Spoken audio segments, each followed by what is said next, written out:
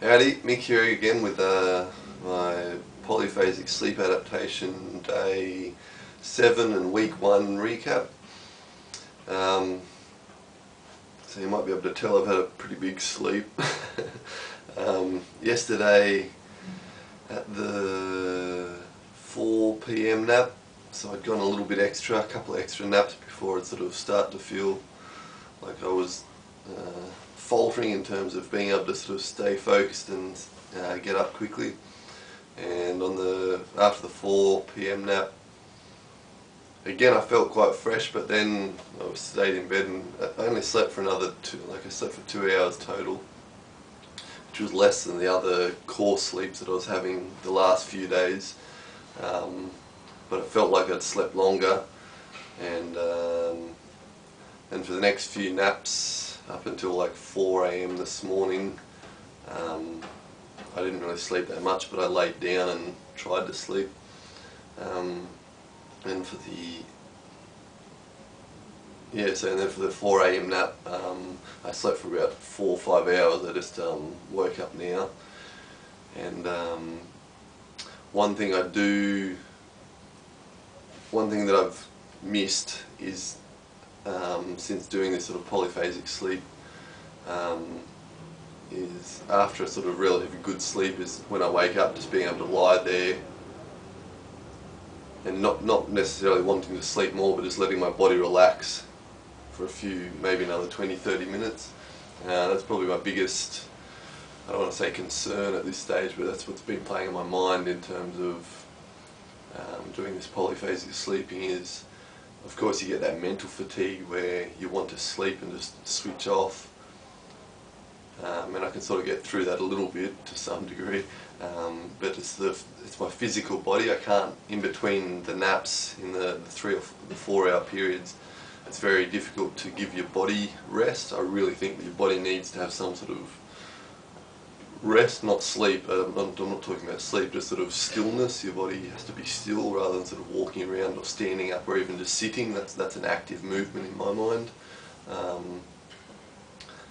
And when you're taking these 20-minute naps, it's very difficult to lie down and not fall asleep in between the naps. So it's very hard to give your physical body the rest I feel it needs.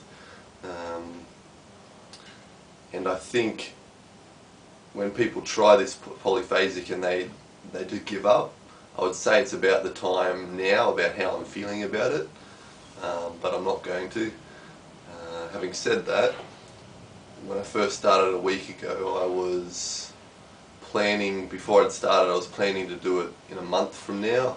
That was after I got back from Australia. I was going to go back to Australia on the 29th, a couple of weeks for about 11 or 12 days, and in my mind I was thinking, right, if I do 3 weeks of trying the polyphasic sleeping and then go back to Oz, I've got a workshop that I'm going to for boat building and a couple other things, and in my mind it just wouldn't be feasible, and I'd pretty much restart. I'd have to go back to monophasic to some degree, and then when I came back to Hong Kong I would have to start the adaptation period again. So in my mind I was thinking, I'm not going to try for 3 weeks and then it'd all be for nothing. But now this first week I feel this is round 1 because I've had like a 5-hour sleep now, so it's pretty much like a reset to normal sleeping, and I'm viewing that as a round 1 sort of attempt to adapt to this new pattern. I've got about 2 weeks before I go back to Oz, so I'm thinking that's going to be a round 2 where I try, where I know that I'm going to sort of have these little 2, 3, 4 hour core naps sort of intermittently, and I'm okay with that, but I'm just going to try, and I figured this round 2 is another chance to sort of start training myself more and more to lie down and go to sleep, because in this last week, even though I have been having those core naps pretty much most days, so it essentially means I've been doing an everyman sleeping pattern, which is a core sleep of 3 hours and then a couple of extra power naps, rather than the Uberman, which is just 6 power naps with no core sleep. And that's what I'm aiming for. That's my goal. I lost my train of thought there. Yeah, so this next 2 weeks I feel is another sort of training ground where I can sort of train that sleeping for 20 minutes. And yeah, that's right. I got my thoughts back again. In this last week, even though I've had those core naps, there's been stretches of time where I could feel my body adapting to the idea of just resting for 20 minutes and just turning off. Yeah, so I guess when I get back from Oz, that'll be round 3, and I'll be able to sort of get into it even more. And for now, I've slept about 5 hours, which is less than I would ever would have slept normally in the past, and I feel like I've overslept, and I don't want to sleep anymore. So it's definitely some conditioning, however sort of slowly it's going. I feel it's taking place. About the videos, I'm not sure about. I mean, originally it was to sort of have some sort of social pressure, and I know in past experiences, not to do with this, just other things where people have said, oh, you should, you know, tell people about what you're doing, because that'll put some sort of external pressure to develop your internal sort of concentration or focus on whatever the task was. And so I tried that in the past for other things, and I remember that doesn't work well for me. I almost rebel against that, I think. So I'm not sure about continuing these videos. I'll have to think about it for the next 24 hours or so, and see what happens. That's right, I wanted to mention, after my 4 AM nap today, when I woke up, and then I went back to sleep for about half an hour or something, and I had this dream where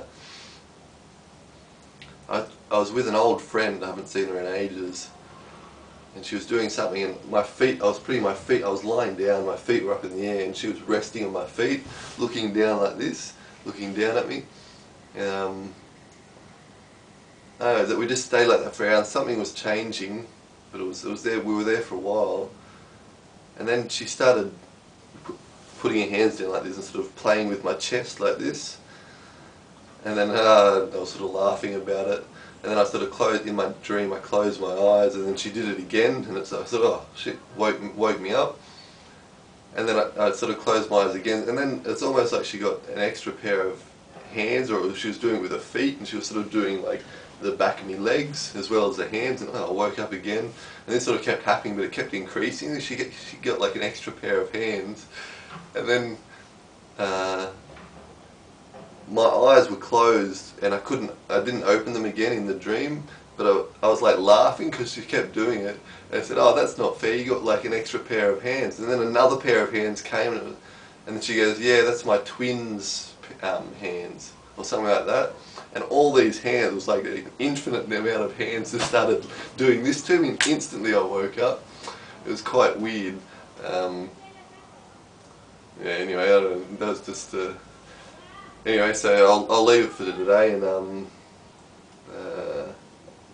maybe I'll recap tomorrow and see what happens.